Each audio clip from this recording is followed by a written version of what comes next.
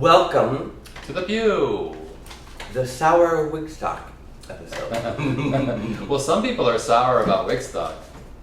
Well, that's not why we call it the sour Wigstock episode, but you'll see why we call it sour. There's a big controversy raging in New York City about Wigstock, which is the big festival, the drag festival that Lady Bunny organized. And she used to do it, obviously, in the late 80s and throughout the 90s and even into the aughts, I believe. But then at one point it just became so unmanageable for her and expensive that she stopped doing it, but it's coming back. And the big outrage as everything else is coming back. Yeah, well, I mean, we're all like culturally bankrupt in our society, so we've got to bring everything back. Although I'm glad that Wigstock is coming back. I wish it would have never gone away. Me too. I mean, I did go to Wigstock maybe 2 years ago or 3 years ago. I went when they did it on the boat that went around Manhattan, but it really wasn't the same. You know, I was going to say, since the beginning of Wigstock was the most magical thing because it was done for, basically it was done for free. Well, not basically, it was done for free. They kind of commandeered the what do you call it? The band shell, but I believe they only got away with that the first time they did it. That's what and then after that, according to Lady Bunny, it cost like $50 to get a permit to do a festival in Tompkins Square Park and to use the band shell. And now the controversy is that the tickets for Wigstock, get this, are $95 per person, and that's the cheap ticket. Now the VIP ticket costs $250, and the VVIP costs $1,000. You know, this is what we're gonna coin a phrase here. This is gonna be the RuPaul's Drag Race effect. There are a lot of queens from RuPaul's Drag Race that will be performing at Wigstock, and I do believe that now that, and Bunny must believe that drag has gone so mainstream that people will be flying like DragCon. Like, how much are the tickets for DragCon? I don't know if they're $95. I don't know. I'm actually going to DragCon this year, but I haven't bought my tickets yet. I hear they're up there, like hundreds of dollars.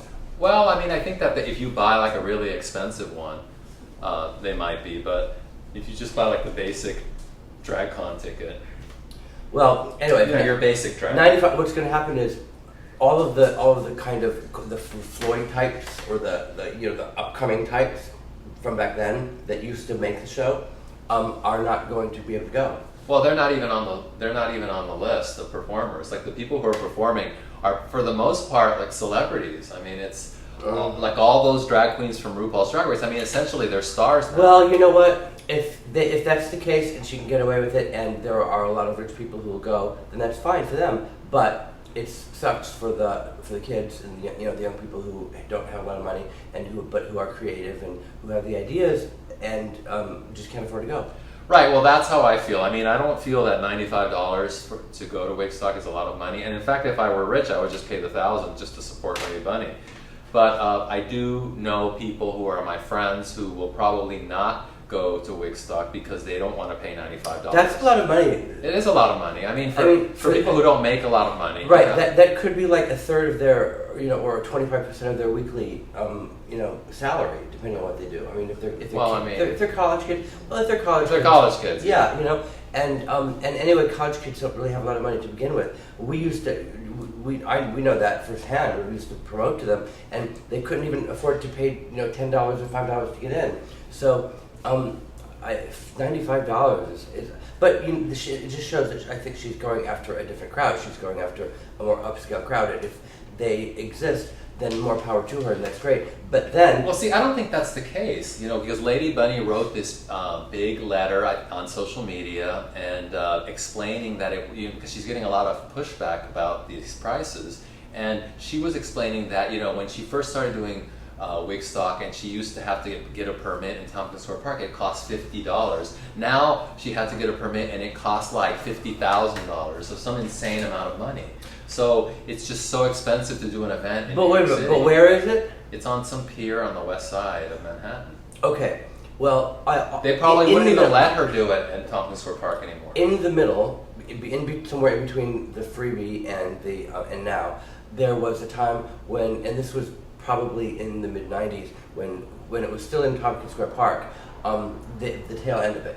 And Bunny was doing, you probably remember, but Bunny was doing benefits everywhere. Everywhere you went, there was a benefit. We used to do them. There was the pre-Wigstock benefit, and then there was the benefit to pay for the permits, and then there was an after party that she would get money from the club for the after party. So all of these things subsidized the cost of putting it together. I wonder if she's doing that now, because if she's not doing that, then that might justify her. Well, I believe she's doing it with sponsors, and corporate sponsors, right. Because like really, like there are no big mega clubs in Manhattan right. anymore that are going to sponsor Wigstock. Right. She was getting like Poland Spring and that kind of thing that were sponsored. Right. I think she's getting like bigger ones now.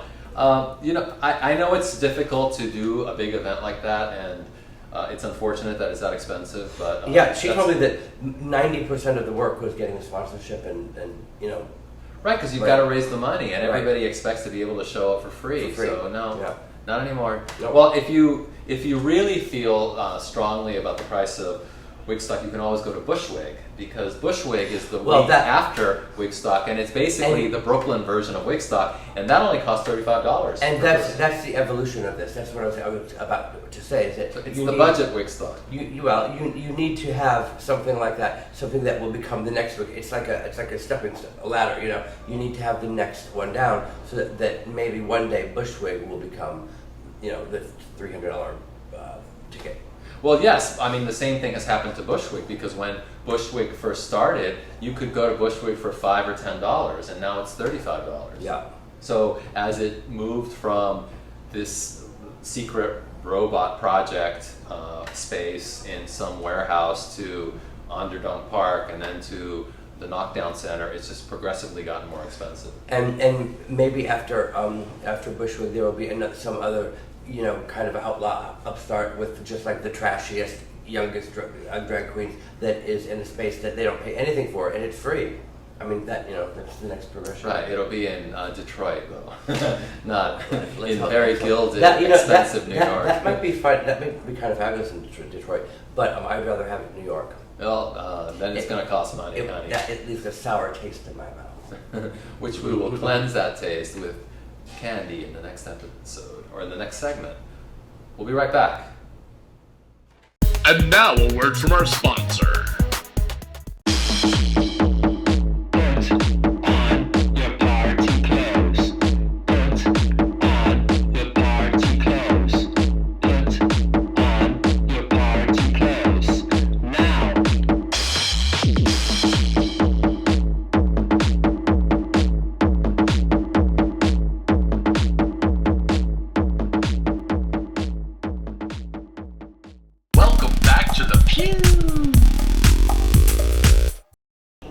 Welcome back to the Peeew, where you will forget all about what we just said about sour candy.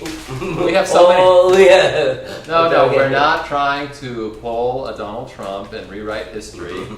We are changing topics because we realize there's so much candy. Inundated with sour candy. That it's going to take more than just one little segment. We may have to take a whole episode for us to taste all these candies.